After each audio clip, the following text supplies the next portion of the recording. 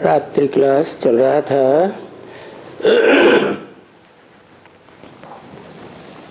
5/4/1967 पहले पेज के मध्य में बात चल रही थी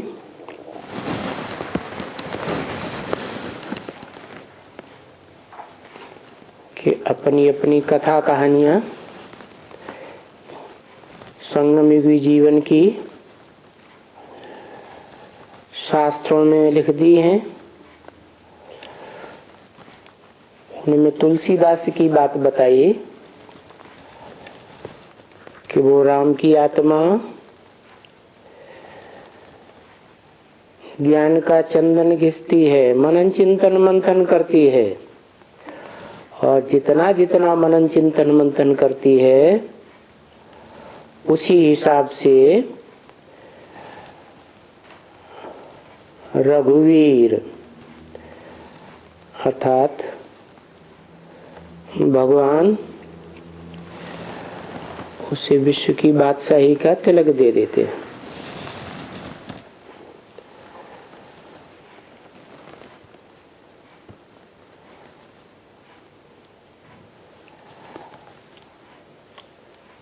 अभी संगम युग में ये नहीं, मन वशीकरण का भी कहाँ है। ये तो ऐसे ही श्लोक है एक,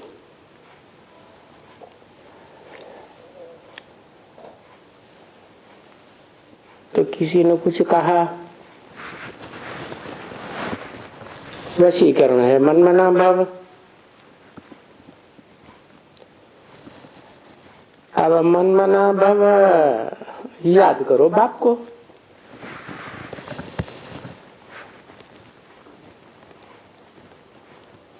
कौन से बाप को याद करो? जो कहने वाला है मन मना भव मेरे मन में समा जा, तो सोचने विचारने का मन आत्माओं के बाप सुप्रीम सोल को तो है नहीं। वो जिसमें प्रवेश करता है वो चला मन वाला है।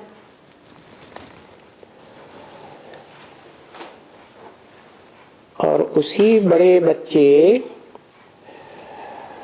बड़ा पार्ट बजाने वाली आत्मा को सुप्रीम सोल बाप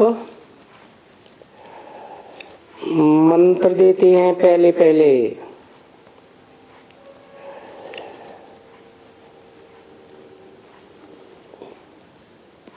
कि मन को वश में करो, मन एकाग्र करो। तो जो एकाग्र करता है उसी को सब फॉलो करते हैं।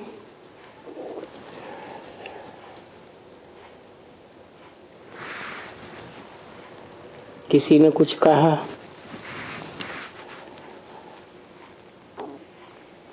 तो वशीकरण है मन मना भव,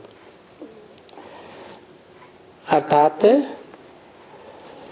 मेरे मन की जो निसंकल्प स्थिति है उस स्थिति में ही समा जा। अब मन मना भव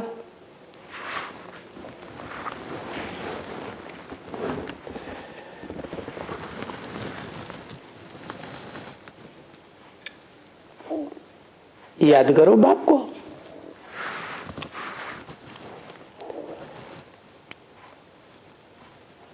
ये है बड़ी मुश्किलात। क्यों? जैसे गीता में कहा है अर्जुन से, अर्जुन ने पूछा ये मन तो बड़ा चंचल है, इसे कैसे कंट्रोल करें? तो भगवान ने कहा ये इसमें कोई संशय नहीं है, कि मन बहुत मुश्किल से कंट्रोल में आता है, परंतु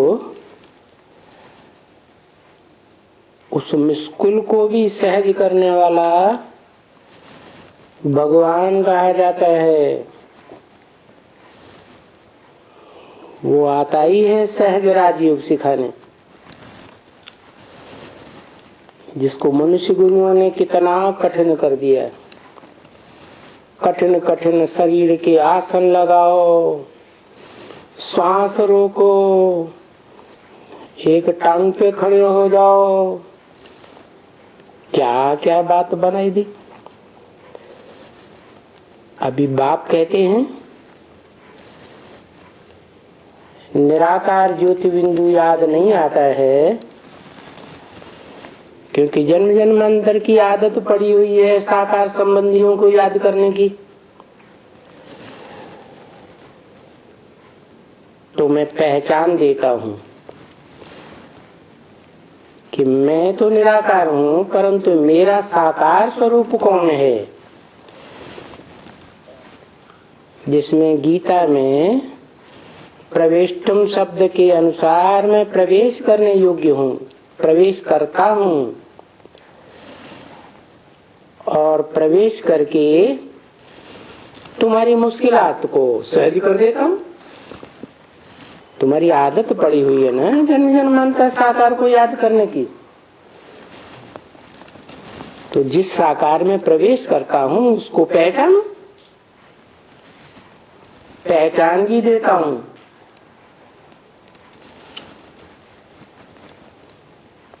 अब जो पहचानते हैं, जानते हैं, मानते हैं, उस साकार के मुख से निकली मत पर चलते हैं, तो उनके लिए सहज हो जाता है, क्योंकि उन्हें वो बड़ा रूप साकार याद आता है। जो बड़ा साकार रूप है उस शरीर की रग रग में त्रिकालदर्शिता का ज्ञान भर जाता है। ज्ञान की रोशनी कही जाती है। ऐसे नहीं जैसे मनुष्यों ने गीता में लिख दिया है कि 1000 सूर्यों से भी ज्यादा तेजोमय है। नहीं,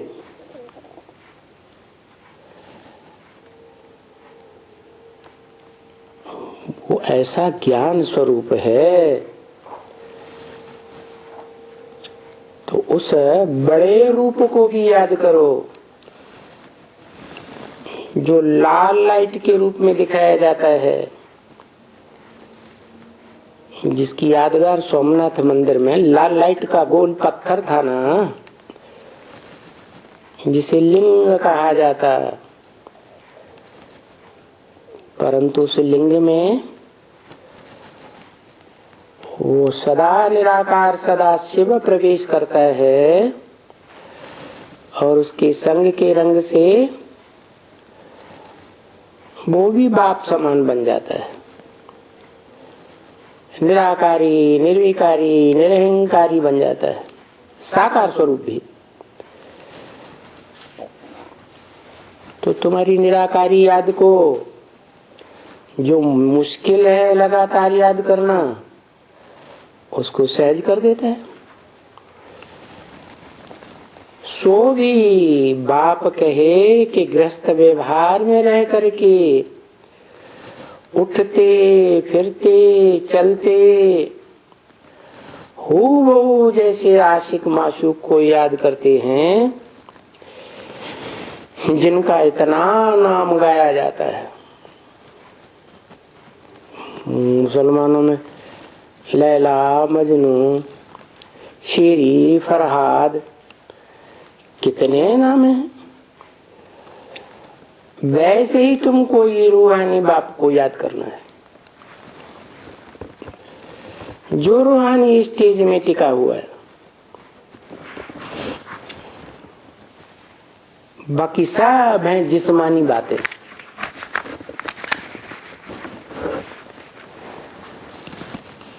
इस मनुष्य सृष्टि रूपी रंगमंच में एक ही आत्मा पार्टधारी है आदि से अंत तक।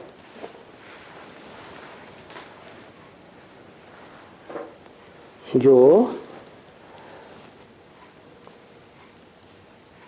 रूहानी स्टेज में रहने वाली है,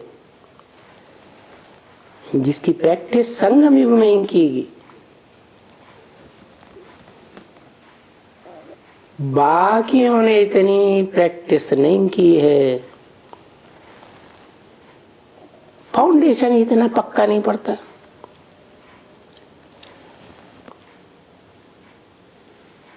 तो वो दुनिया भी आशिक माशूक भी जिस्मानी, और ये तो बिल्कुल कॉमन है, वो अनकॉमन है,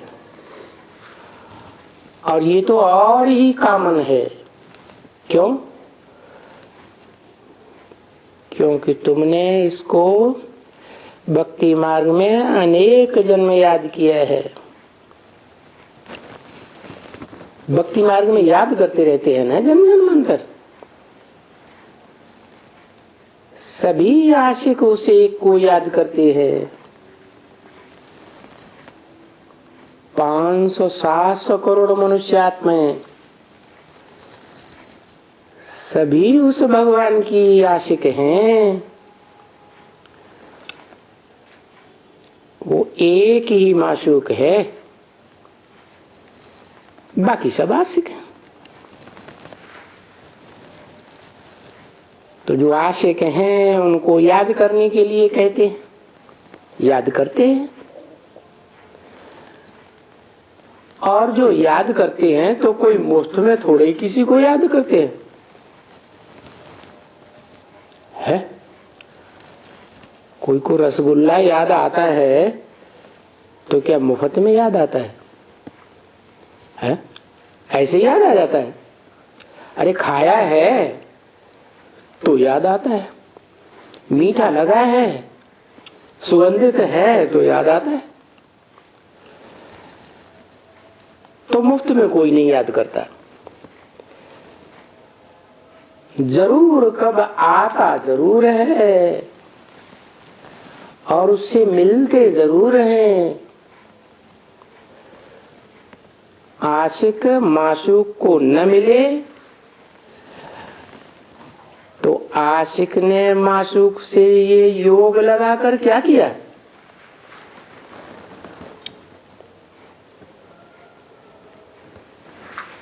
ये ऐसा माशूक है जिस पर ऊंच ते ऊंच आत्मा जो पार्टधारी है, जिससे ऊंच कोई भी आत्मा नहीं है। जिस आत्मा का नाम ही है शिव, उसको शरीर नहीं होता, तो वो भी उसके ऊपर आशिक होकर आती है इस षष्ठी रूपी रंगमंच पर।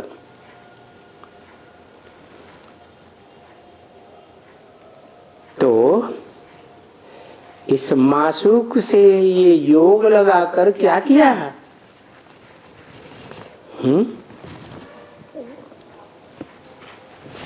क्या किया? सारी मानवीय सृष्टि का जो भी आत्मा रूपी एक्टर्स हैं, सारी वसुधा के रहने वाले एक्टर्स, सबका परिवार तैयार किया। अगर न मिले तो परिवार तैयार होता? वो ऊंचे ते ऊंचा आशिक इस दुनिया में पार्ट बजाने वाली आत्माओं में ऊंचे ते ऊंचा आशिक कौन?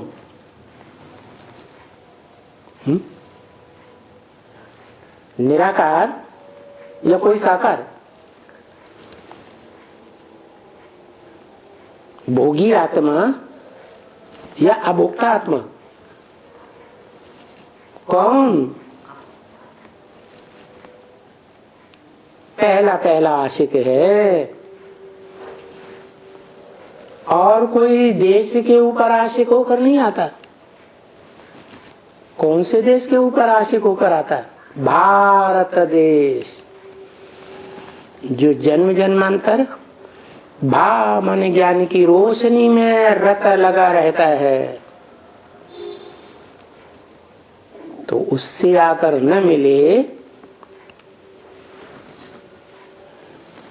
तो क्या ये संसार रूपी परिवार चलेगा? तो मिलना ही फालतू हो जाता है। तो भक्ति मार्ग में भी तो आशिक माशूक की बात है ना।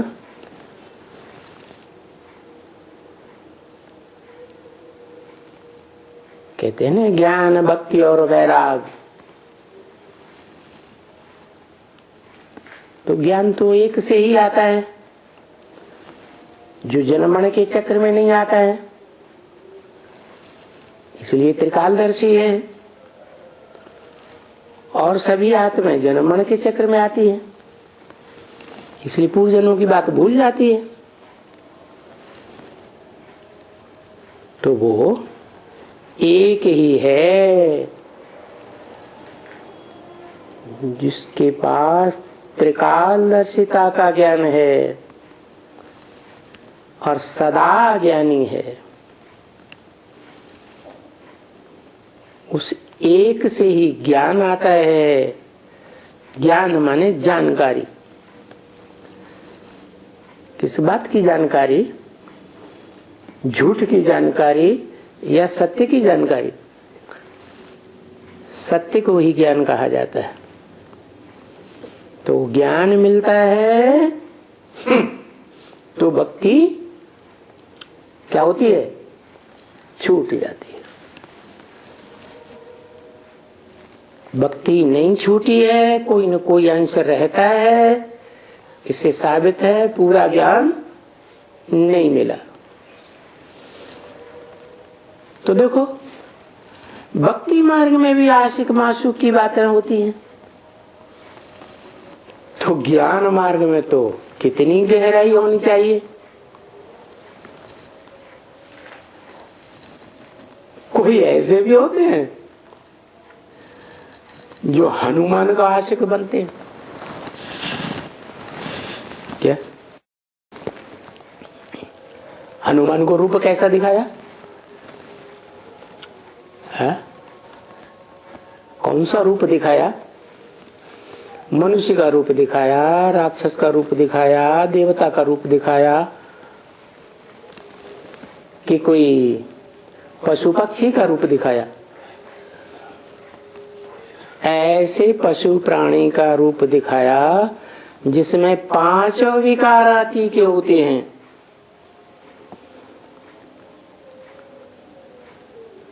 तो सब 5 विकार जिसमें अति के भरे हुए हैं, वो है साक्षात देह अभिमान का रूप, जो रावण के सिर पर गधा दिखाया जाता है। कितना भी ज्ञानी स्नान कराओ,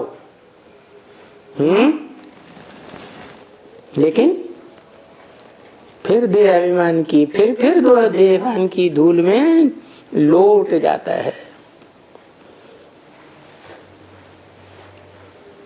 तो कौन है इस षष्ठी रूपी रंगमंच पर, या कहो षष्ठी रूपी वृक्ष में, वो कौन से नंबर का पत्ता है?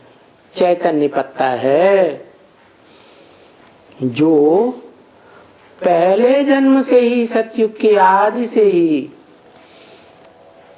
देह के अंग से सुख लेने के लिए चिपक जाता है।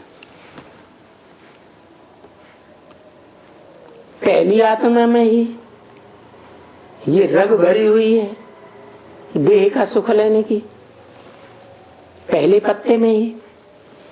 तो जो 500 करोड़ पत्ता होगा इस षष्ठी रूपी वृक्ष का, मनुष्य षष्ठी में तो उसमें वो देह अभिमान की रग नहीं होगी। वो देह अभिमान कूट कूट कर भरा रहता है, इसलिए उसको हनुमान के रूप में दिखाते हैं। उसका देह बड़ा पहलवान, बड़ा बलिष्ठ दिखाते हैं कि लुंजुम पुंजुम दिखाते हैं, बहुत बलिष्ठ दिखाते हैं।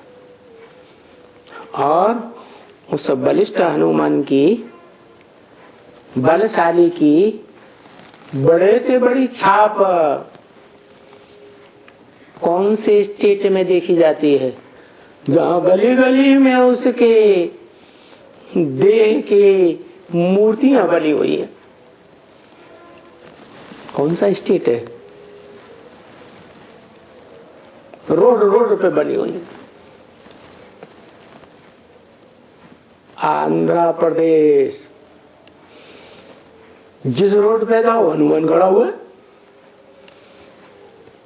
उनको हनुमान ही हनुमान दिखाई पड़ता है। तो बताइए कि कोई ऐसे भी होते हैं उस देह अभिमानी ब्रह्मा के पुत्र, कहो हनुमान के पुत्र विकेश, जो उसी के आशिक बनते हैं।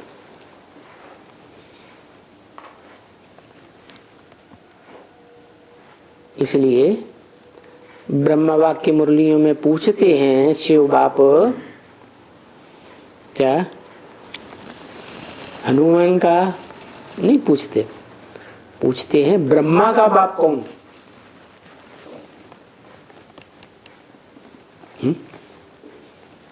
तो उसको याद करना चाहिए जो हनुमान का पाठधारी है, देह अभिमानी का पाठधारी है। पूछ कैसी दिखाते हैं विकारों में? बड़ी लंबी पूछ दिखाते हैं। तो भक्ति मार्ग में जो भक्त हैं हनुमान को याद करते हैं। अरे हनुमान राम को याद करते हैं। राम की आत्मा जब संपन्न बनती है तो उससे प्रभावित हो जाते हैं, उसे ही याद करते हैं। तो ब्रह्मा कहो, हनुमान कहो, उसका बाप कौन हुआ? उसका काम ही है मान मर्तबे वालों का मान हनन करना। क्या काम के आधार पर नाम क्या पड़ा है? हनुमान। सारी दुनिया में जितने भी मान मर्तबे वाले अपने को देहाभिमानी समझते हैं, उनके सबके मान मर्तबे को हरण कर लेता है। तो भक्त हनुमान को याद करते हैं, हनुमान राम को याद करते हैं, और राम किसको याद करते? भक्ति मार्ग में दिखाते हैं राम शंकर को याद करते, और शंकर किसको याद करते? शंकर शिव को याद करते। तो ऊंचे से ऊंचे एक को पकड़ लेना चाहिए या बिचौलियों को पकड़ना चाहिए?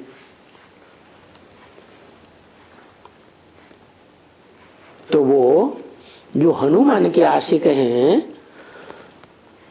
वो उनको माशूक बनाते हैं।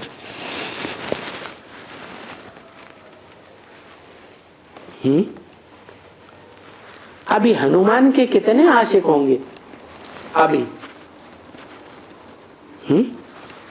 अभी माने 1967 में हनुमान के कितने आशिक होंगे? 73 में जब पहला मेला हुआ था दिल्ली रामलीला ग्राउंड में, तब तो बताया कि 1 करोड़ आत्माओं को संदेश मिल गया पहला मेला होने तक। जबकि उससे पहले ढेर प्रदर्शनियां हो चुकी थी शहरों शहरों में, गांव गांव में। और फिर क्या हुआ? संदेश मिला होगा ना, प्रोजेक्टर हो चुके, भाषण हो चुके, कितनों को पर्सनली भी समझाया होगा। तो टोटल 73 में बताया 1 करोड़ को ज्ञान अमृत पत्रिका में 1 करोड़ को संदेश मिला। तो बताओ अभी मैंने 67 तक कितनों को मिला होगा? जब तक धर्म पिता रहता है तब तक फॉलोअर्स की संख्या कम निकलती है, और कोई भी धर्म पिता जब चला जाता है तो उसके जाने के बाद बड़ी लंबी लाइन लग जाती है, बड़े ढेर के ढेर फॉलोअर्स निकल पड़ते हैं। तो ऐसे ही हुआ। द्वैतवादी द्वापर युग जब शुरू होता है, ब्रह्मा ने भी शरीर छोड़ दिया तो देश विदेश में सेंटर्स खुलने लगे और ढेर के ढेर ब्रह्मा कुमार बन गए। इसलिए पूछा, अभी जब ब्रह्मा बाबा जीवित थे तो उनके कितने आशिक होंगे? थोड़े होंगे या ज्यादा होंगे? थोड़े ही आशिक। लाखों, कोई हजारों भी नहीं, लाखों।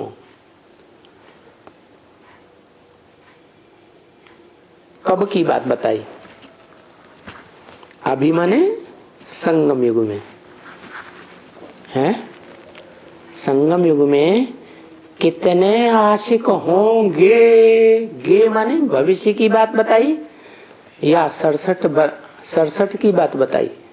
67 की भविष्य की बात पूछी तो अंत तक कितने हो जाएंगे उनके फॉलोअर्स हैं? जितने भी ब्रह्मा कुमार कुमारी देह अभिमानी हैं, जिन्होंने ब्रह्मा की गोद को प्रेफरेंस दिया, कुखवंशावली ब्राह्मण हैं, वो सब देह अभिमानी ब्राह्मण सत्युग में जाकर के नीची कुरी के देवता बनते हैं। दूसरी तीसरी चौथी पीढ़ी 7वीं 8वीं पीढ़ी के, और वो सभी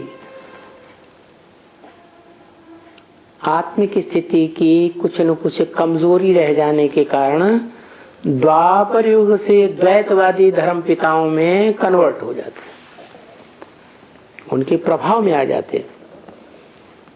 तो पूछा इनके फॉलोअर्स से कितने होंगे? हैं?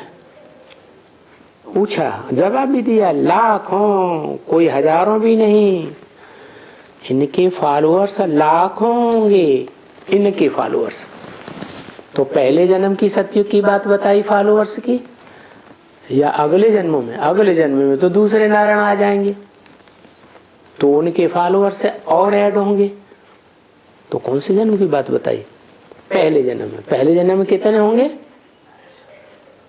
हा?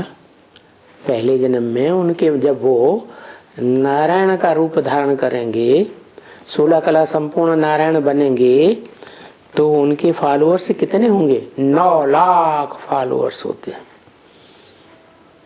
उस पहले जीवन में, पहली पीढ़ी में उनके बाद जन्म लेने वाले परिवार के भांतियों की संख्या पहले जन्म, पहली पीढ़ी के अंत तक 9 लाख हो जाएगी। धीरे धीरे धीरे धीरे एक के बाद एक, एक के बाद एक ऊपर से नीचे उतरते रहेंगे, आत्मलोक से जन्म लेते रहेंगे। तो वही संगम युग में अभी शूटिंग हो रही है। तो अभी वो भी तो ऐसे कहेंगे ना, क्या वो फॉलोअर से क्या कहेंगे? जो आशिक बनेंगे हनुमान उर्फ ब्रह्मा के, इसलिए ब्रह्मा को दाढ़ी मूछ वाला दिखाते हैं या क्लीन शेव देवता दिखाते हैं? दाढ़ी मूछ वाला दिखाते हैं, क्योंकि देवान रहता है देह न रहे तो सतयुग में अतीन्द्रिय सुख भोगे, इंद्रियों से परे का सुख। लेकिन इंद्रियां तो देह का अंग है, तो देहवान का सुख भोगने वाले हैं। सबसे जास्ती देहवान का सुख भोगने वाला कौन हुआ? इब्राहिम बुद्ध क्राइस्ट, उनके फॉलोअर्स, या ब्रह्मा उर्फ सतयुगी कृष्ण? कौन हुआ? ब्रह्मा हुआ। इसलिए उनको हनुमान बताया। अच्छा, हनुमान का उनको दर्शन मिला, चलो तो खुश हो गया। क्या हनुमान को भगवान समझते हैं ना, तो उनका साक्षात्कार हो जाता है तो खुश हो जाते हैं। तो मिलता तो जरूर है ना, मिलता है तभी तो याद करते हैं, अगर वो हनुमान मिला ही ना होता तो याद कैसे करते? है शूटिंग पीरियड की बात, कोई न कोई को मिलता जरूर है। तो जिनको जिनको मिलता है, जो बहुत अच्छा याद करते हैं, तो उनको जरूर मिलता है। तो उनको भी तो वशीकरण मंत्र करेंगे ना, कहेंगे या नहीं कहेंगे? हैं? क्या हनुमान को भी अपने भक्तों को वश में करने का मंत्र मिलता है या नहीं मिलता है? उनको भी मिलता है। नंबरवार मिलता है या 100% मिलता है? नंबरवार ही मिलता है, क्योंकि हनुमान राम को याद करते हैं, और राम वाली आत्मा सारी मनुष्य सृष्टि का बाप, विश्व पिता। तो सारे विश्व के जो भी मनुष्य मात्र हैं, सब उनको याद करते हैं। तो वशीकरण मंत्र की प्रभाव की बात है भाई, उनको वश में कर लिया। क्या कर लिया है? उनको जो प्रभावित हो गए उनको वश में कर लिया। आज की गवर्नमेंट क्या कहती है? क्या कर लिया? ब्रेन वॉश कर दिया। अरे ये ब्रेन वॉश करना, ये ब्रेन बनाने वाले का काम है। जन्म जन्मांतर है, जन्म से ही हरेक को अपना अपना ब्रेन मिला हुआ है, उसको वाश कौन करेगा? मनुष्य वाश करेंगे क्या? तो ये तो भगवान की बात है, वशीकरण मंत्र की बात है, मन मना भव मंत्र की बात है। जो कहता है मेरे मन की एकाग्रता में समा जा, जैसे मेरा मन एकाग्र हुआ, ऐसे तुम सब भी 500-700 करोड़ मनुष्य मात्र भी मेरे मन में समा जाओ, अर्थात निसंकल्प स्टेज में समा जाओ। हर मनुष्य आत्मा के अंदर अलग अलग संकल्प चलते हैं कि एक जैसे चलते हैं? अलग अलग संकल्प चलते हैं। तो ज्यादा संकल्प विकल्प चलने से फिर झगड़ा होता है कि नहीं होता है?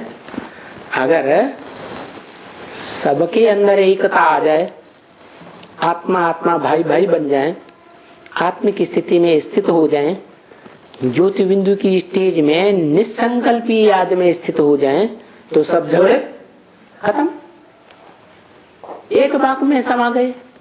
एक बाप का जो स्वभाव संस्कार, वही सबका स्वभाव संस्कार बन जाएगा। तो भाई कहते हैं ना, वशीकरण मंत्र दिया माने वश में कर लिया, कोई ब्रेन वॉश करने की बात नहीं है? उनका भी साक्षात्कार कर लिया। किनका? जिन्होंने वशीकरण मंत्र दिया। तो है तो सभी योग की बात ना। क्या योग माने याद,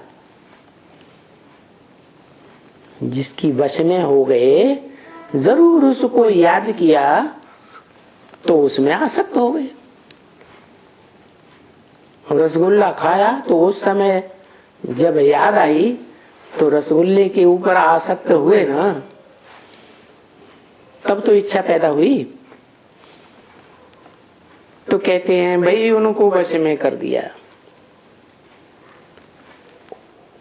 उनका भी साक्षात कर लिया। तो है तो सभी युग की बात। तुम बच्चों को भी बाप को याद करना है। कौन सा बाप? तुम बच्चे क्या हो? सिर्फ आत्मा हो या शरीर धारण करने वाली आत्मा हो? है तुम आत्मा के साथ साथ शरीर धारण करने वाली आत्मा भी हो। जो तुम आत्माओं का बाप है शिव, वो शरीर धारण नहीं करता। शरीर में बल प्रवेश भी करता है तो भी शरीर के प्रति आसक्त नहीं होता, इसलिए उसको देह का जन्म भी नहीं मिलता। और तुम देहधारियों में आसक्त होते आए हो जन्म जन्मांतर। तो जिस देहधारी बाप से, मनुष्य सृष्टि के बाप से 84 के चक्र में किसी जन्म में सबसे जास्ती आसक्त हुए, सबसे जास्ती जिससे प्रभावित हुए, वो मनुष्य सृष्टि के बाप को याद करना, जिसको सभी धर्म पिताएं भी मानते हैं। क्या मानते हैं? आदम, एडम, आदिदेव शंकर के रूप में मानते हैं।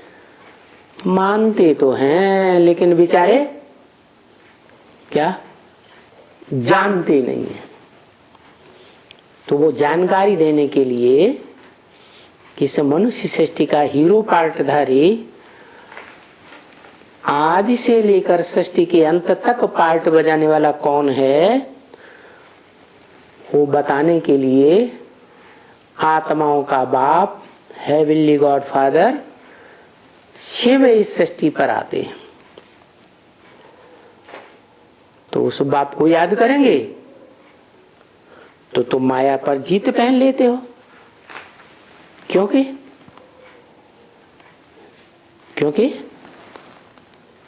जैसे को याद करेंगे वैसे ही बनेंगे। तुम्हारा बाप है जगत जीत, माया जीत, तो उस बाप को याद करेंगे तो तुम भी माया जीत बनेंगे। या जो जितना याद करेंगे हैं, जो जितना याद करेंगे उतना माया जीत बनेंगे। वश में कर देते हो उनको। किनको? हैं मायावियों को। माया को वशीभूत कर लेते हो और फिर वश करके तुमको साक्षात्कार होते हैं। क्या? कि तुमको किसने वशीभूत किया, उसके लिए पुरुषार्थ करते रहते हो भक्ति मार्ग में कि हमारा सरपरस्त कौन है इस संसार में।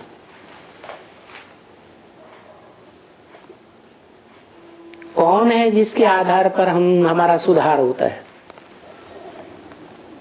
तो पुरुषार्थ करते रहते हो। पुरुषार्थ माने, पुरुष माने आत्मा, अर्थ माने आत्मा के लिए जो प्रयत्न करते हो, जो पुरुषार्थ परम पिता परमात्मा ही सिखाते हैं।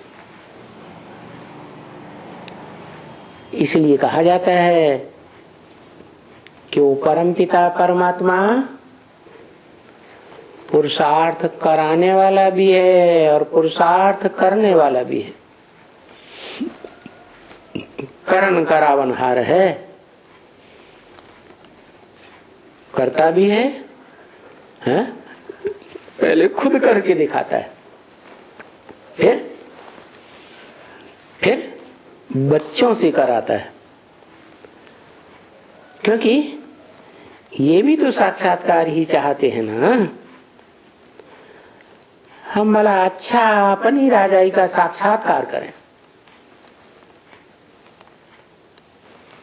कि हम राजयोग सीख करके राजा तो बनेंगे, लेकिन छोटे राजा बनेंगे, मीडियम बनेंगे, बड़े राजा बनेंगे।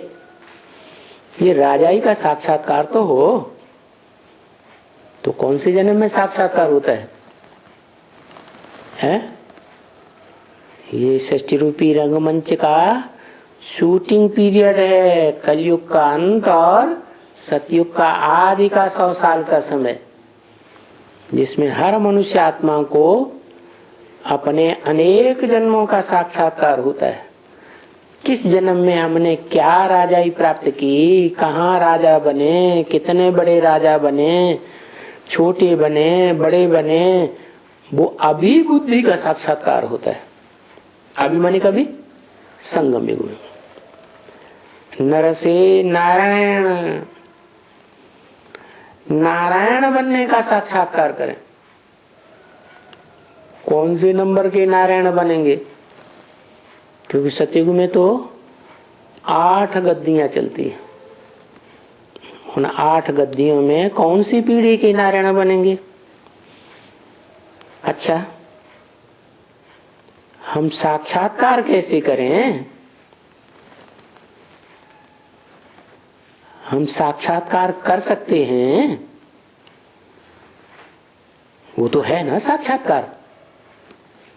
साक्षात करने की चीज है। पक्का पक्का बुद्धि में बैठ जाए कि हम ये बनने वाले हैं। आत्मा कहते हो, पार्टधारी है ना आत्मा। जन्म जन्मांतर शरीर रूपी वस्त्र बदल कर पार्ट बजाती है ना इसे षष्ठी रूपी रंगमंच पर। तो आत्मा सिर्फ आत्मा नहीं है, आत्मा शरीर धारण करके जीव आत्मा बनती है। जीवित आत्मा नहीं तो आत्मलोक में तो आत्मा ऐसे पड़ी रहती है सुसुप्त अवस्था में जैसे जड़वत। तो इस संसार में आकर के आत्मा क्या बनती है? जीवन धारण करती है। कोई कोई मुझे जाएंगे, इन बातों को समझेंगे नहीं। नहीं तो जीव कहा ही जाता है अपने शरीर को। आत्मा का अपना शरीर है तो उसका जीवन है, जीव आत्मा कहा जाता है। शरीर ही नहीं तो जीवन ही नहीं। तो बोलेगा जीव तो शरीर है ना, बोलता है, बोलते चालते को चैतन्य कहा जाता है। आत्मा का साक्षात्कार है। जो कहते हैं मैं आत्मा हूं तो साक्षात्कार है नहीं है? तो कहते तो हो ना कि भाई मैं आत्मा हूं। मैं आत्मा इस रंगमंच पर पार्टधारी आत्मा हूं। वैसे ही वो भी ऐसे ही समझो। मैं आत्मा का बाप परमात्मा। कौन सा बाप है? मैं आत्मा का बाप परमात्मा बाप। कैसे? आत्मा का बाप परमात्मा या परमपिता? है? जिसका कोई पिता नहीं। परमात्मा माने परम पार्टधारी। कैसी आत्मा? आत्माओं के बीच में परम पार्ट, हीरो पार्टधारी, उसको कहते हैं परमात्मा, जिसका गीता में भी उल्लेख है, परमात्मा इति उदाहट, उसे परमात्मा कहा जाता है। किसे? जो है तो क्षरित होने वाली आत्माओं के बीच, ऐसी आत्माएं जो पतित होती रहती हैं, सुख भोगते भोगते जन्म जन्मांतर षष्टि रूपी रंगमंच पर क्षरित होती रहती है, शक्ति क्षीण होती रहती है?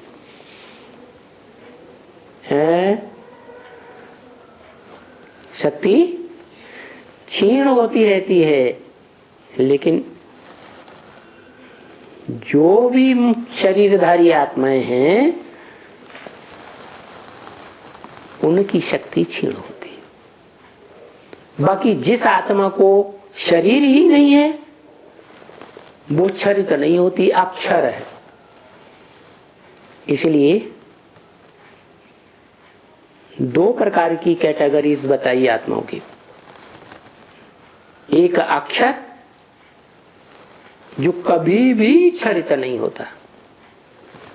इस षष्टि रूपी रंगमंच पर शरीर में आता भी है तो भी उसको संग का रंग नहीं लगता, क्षरित ही नहीं होती, कोई शक्ति उसकी क्षीण ही नहीं होती, ज्यों का त्यों बना रहता है।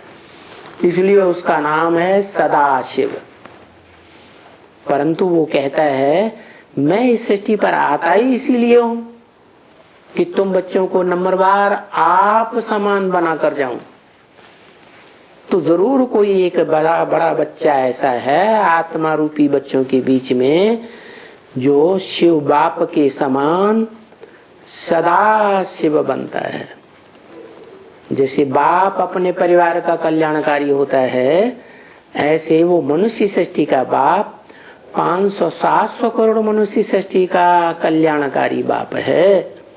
सदा कल्याण का चाहता है, किसी बच्चे का कल्याण नहीं चाहता। तो मैं आत्मा का बाप कौन? परमात्मा बाप। मैं आत्मा जो भोक्ता आत्मा हूं, क्षरित होने वाली आत्मा हूं, तो क्षरित होने वालों का बाप भी कैसा होगा? क्षर या अक्षर? क्षर माने क्षरित होने वाला, बाप भी जरूर क्षरित होने वाला ही है। सृष्टि की आदि में जब तक संगम युग रहता है, नई सृष्टि सतयुग नहीं आती है, पहला सीन जब तक नहीं आता है तब तक अक्षर रहता है, और फिर वो आत्मा भी क्षरित होना आरंभ होती है। लेकिन औरों के मुकाबले धीमी गति से क्षरित होती है या औरों की तरह तीव्र गति से? नंबरवार है, धीमी गति से क्षरित होती है। क्यों? कारण योग बल, वशीकरण मंत्र सबसे जास्ती धारण किया है संगम युग में, तो क्षीणता भी धीरे धीरे आएगी। तो ऐसे ही समझो, वो भी समझ लो पक्का पक्का कि मुझे पार्टधारी आत्मा भोगी आत्माओं के बीच में, क्षरित होने वाली आत्माओं के बीच में मुझ आत्मा का बाप कौन है,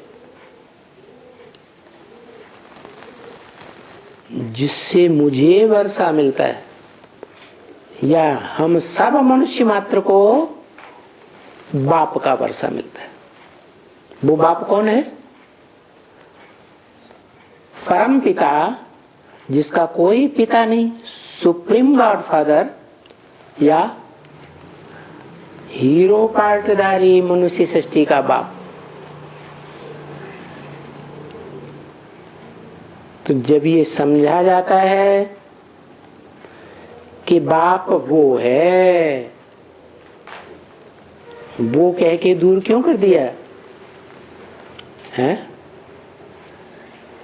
नजदीक नहीं है, बाजू में नहीं बैठा है।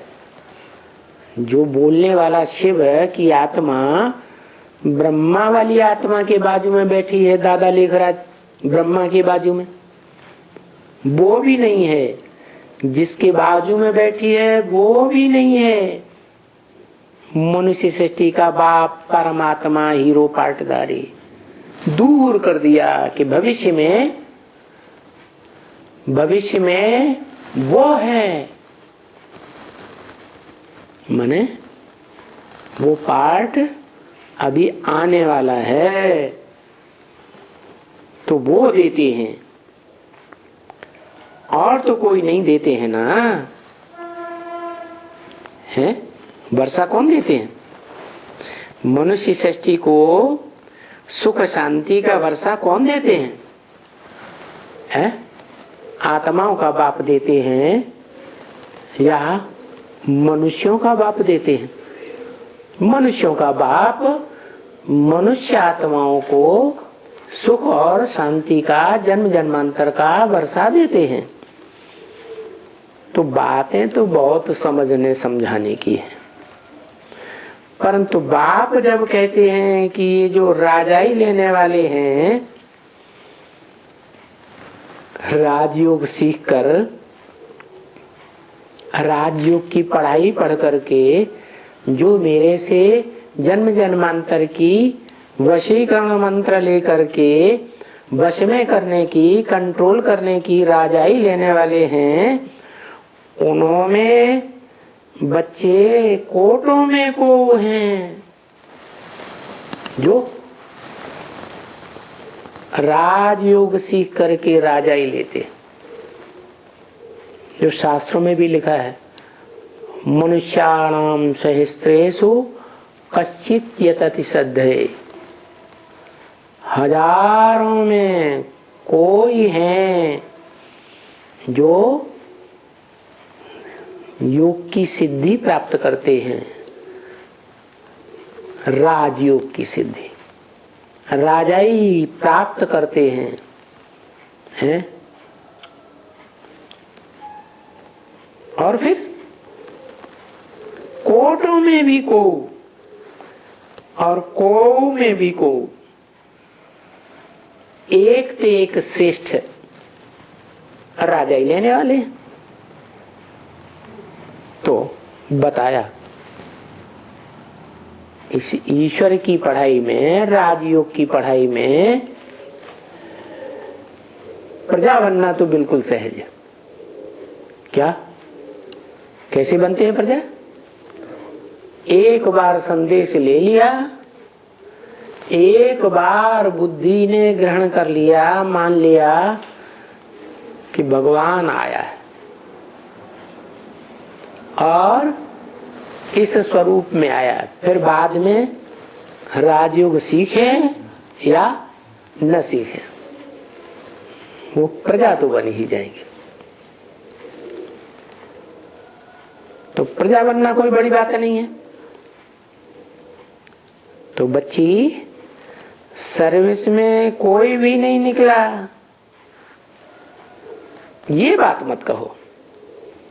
तुमने जो ईश्वरीय ज्ञान सुनाया, ईश्वरीय सेवा की, कोई नहीं मिला, कोई नहीं निकला, ऐसे मत कहो। क्यों? इसलिए न कहो कि तुमने जितनों को सुनाया, जितनों ने आकर के तुम्हारे सन्मुख सुना, वो जरूर तुम्हारी प्रजा बन गई।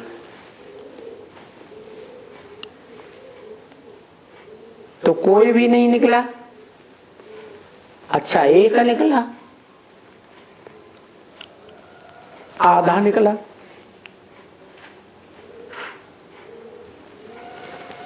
एक निकला, पूरी पढ़ाई नहीं पढ़ी, आधे में छोड़ दी तो आधा तो निकला। सो भी देखें कि जो आधा निकला, एक निकला, कितने समय तक ठहरता है। जितने समय तक राजयोग की पढ़ाई में ठहरता है तो उतना समय उसको प्राप्ति होती है। तो जब ये रह जाते हैं कोई तो समझा जाता है कि वो तो प्रजा पाई पैसे की बनती रहती है, क्योंकि प्रजा में भी नंबरवार हैं। क्या कोई फर्स्ट क्लास साहूकार बनते हैं, कोई साधारण साहूकार बनते हैं सेकंड क्लास, वो भी प्रजा। कोई थर्ड क्लास रोटी कपड़ा और मकान लेने वाले,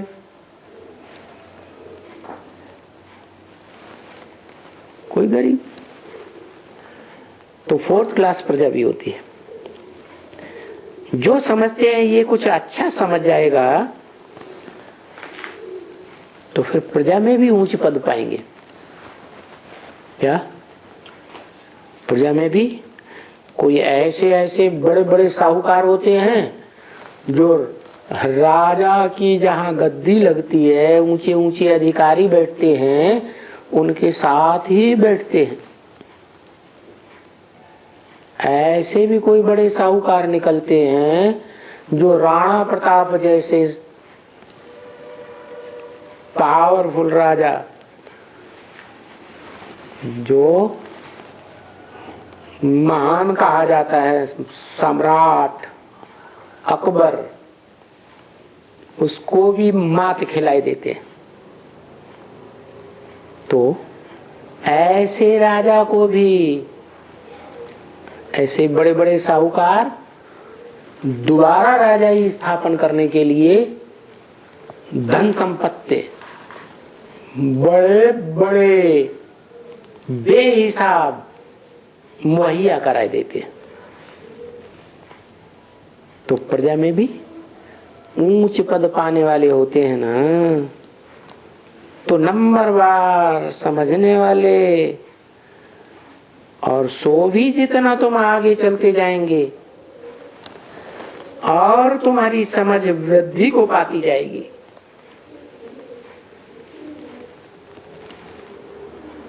तुम बहुत समझदार बन जाएंगे। ये ज्ञान कोई व्यर्थ थोड़ा ही है। ये राजयोग की पढ़ाई व्यर्थ तो नहीं है ना बच्चे। इस ड्रामा को तो समझते हैं ना। Nothing new. कल पहले भी ऐसे ही पार्ट बजाया था। समझने वाले समझते हैं, नहीं समझने वाले नहीं समझते हैं। पुरुषार्थ करने वाले पुरुषार्थ करते हैं, कोई कम कोई ज्यादा। तो दुखी नहीं होना चाहिए कि इतनों को ज्ञान सुनाया, कोई नहीं निकला, या एक ही निकला, आधा निकला। जो कुछ हम करते हैं उससे अर्थ निकलता है, व्यर्थ कुछ भी नहीं जाता है। हम ब्राह्मणों का जो भी पुरुषार्थ किया, जो भी सेवा की यज्ञ में ईश्वरीय ज्ञान की, वो सब सार्थक है। ज्ञान की सेवा नहीं की, वाचा की नहीं की, कर्मणा की, वो भी सार्थक है। रावण राज्य में व्यर्थ जाता है, सब कुछ व्यर्थ चला जाता है, कुछ भी कमाई नहीं होती। और ये कौन सा राज्य स्थापन हो रहा है? राम राज्य स्थापन हो रहा है। क्या किसका राज्य? राम राज्य का गायन है। कृष्ण राज्य का क्यों नहीं है? क्योंकि कृष्ण थोड़े ही राजा ही स्थापन करते हैं। राजाई की स्थापना कौन करते हैं? हैं? राम वाली आत्मा ही संगम युग में शिव समान शक्ति को धारण करती है। प्रैक्टिकल जीवन में राजयोग के द्वारा वशीकरण मंत्र से, तो उसी का गायन है राजाई लेने का। और उसी की राजाई गाई जाती है, राम राज्य।